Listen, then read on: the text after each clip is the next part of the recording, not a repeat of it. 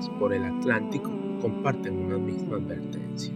Cuando la riqueza del subsuelo cae en manos de estructuras armadas, una mina deja de producir solamente oro o coltán. Empieza a producir dinero, obediencia y autoridad. Eso conecta a Kibú, en el este de la República Democrática del Congo, con el arco minero del Orinoco, ubicado en Venezuela. Si bien sus conflictos no son iguales, en ambos lugares aparece una dinámica semejante. La extracción financia redes violentas, y esas redes violentas imponen sus propias reglas, y la población termina viviendo bajo un orden que no eligió. También existe otra coincidencia. Estados Unidos ha intervenido en los dos escenarios, combinando sanciones, acuerdos diplomáticos y medidas sobre el comercio de recursos estratégicos. La pregunta es si esas acciones pueden transformar lo que ocurre sobre el terreno, o si solamente modifican las rutas por donde circula la riqueza. En Kibú existe una guerra abierta. El M23 y otros grupos disputan ciudades, carreteras y zonas estratégicas frente a un Estado que no logra ejercer plenamente su autoridad en todo el este del Congo. En el sur de Venezuela no existe una línea de frente semejante.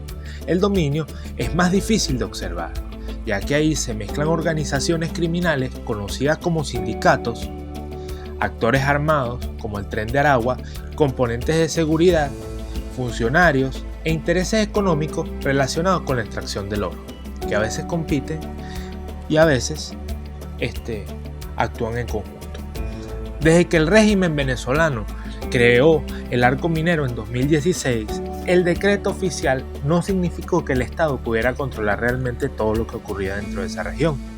En ambos lugares existe una distancia entre el mapa y la realidad. En el mapa, el territorio pertenece al Estado, pero en la vida cotidiana, quien tiene las armas y domina los caminos puede decidir quién trabaja, quién circula, cuánto se paga y quién debe abandonar su comunidad. En Kibú, esa disputa es visible y militar. En Venezuela ocurre dentro de una estructura mucho más opaca, donde a veces resulta difícil separar por completo la delincuencia de las instituciones penetradas por el negocio. Comparar estos casos no significa equipararlos, significa observar cómo dos escenarios diferentes pueden producir una consecuencia parecida, una autoridad paralela que compite con el Estado. Ninguno de estos conflictos puede entenderse mirando solamente sus fronteras. Kibú forma parte de una disputa regional en la que interviene el Congo, Ruanda, organizaciones armadas, Naciones Unidas y potencias interesadas tanto en la estabilidad como en minerales críticos. En Venezuela, el oro también conecta el territorio con compradores, intermediarios, aliados internacionales y mercados capaces de transformar una extracción opaca en dinero utilizable. La violencia ocurre localmente, pero el negocio atraviesa fronteras, y es por eso que Washington intenta intervenir en ambos escenarios.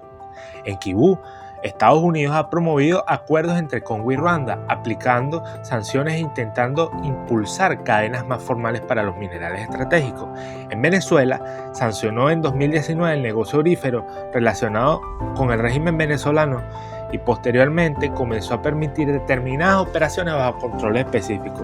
Pero en ambos casos, Washington intenta actuar sobre los compradores, los pagos, los intermediarios y las rutas internacionales. Eso puede dificultar el contrabando, puede cerrar mercados, puede rastrear parte del dinero e incluso puede presionar a gobiernos y aliados. Pero una potencia extranjera tiene un límite. Puede influir sobre lo que ocurre alrededor del conflicto, pero no puede sustituir desde afuera a una autoridad legítima capaz de imponerse dentro del territorio. Washington puede sancionar una empresa o sentar a dos gobiernos en una mesa, pero lo que no puede decidir desde miles de kilómetros de distancia es quién controlará mañana una carretera en Kibú o una comunidad minera en el estado Bolívar. Tanto la historia de Venezuela como la de Kibú muestran dos formas distintas de una victoria incompleta. Durante los años 60, movimientos insurgentes apoyados por Cuba intentaron desafiar al sistema democrático venezolano. El Estado logró contenerlos militarmente con cooperación estadounidense en seguridad e inteligencia. La lucha armada perdió fuerza, pero parte de aquella corriente avanzó dentro de la política, ocupó espacios institucionales y décadas después llegó al poder. En Kibú ocurrió algo diferente.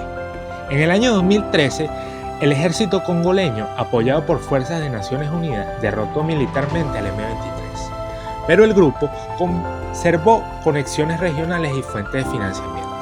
Años después, regresó, retomó ciudades y volvió a disputar la autoridad del Estado congolés. En Venezuela, la amenaza cambió de método.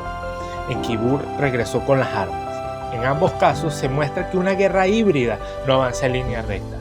Puede perder una batalla y sobrevivir dentro de las instituciones, pero también puede abandonar una ciudad y conservar las redes necesarias para volver. Puede utilizar propaganda, corrupción, alianzas internacionales, dinero y penetración política sin mantener siempre el mismo rostro. Por eso, derrotar su expresión visible no basta. La fuerza recupera el territorio, pero la legitimidad impide que el conflicto vuelva con otro rostro. Déjame tu opinión en los comentarios y comparte este video con alguien que todavía piense que en Kibú y el arco minero son simplemente dos conflictos aislados por el control de minerales.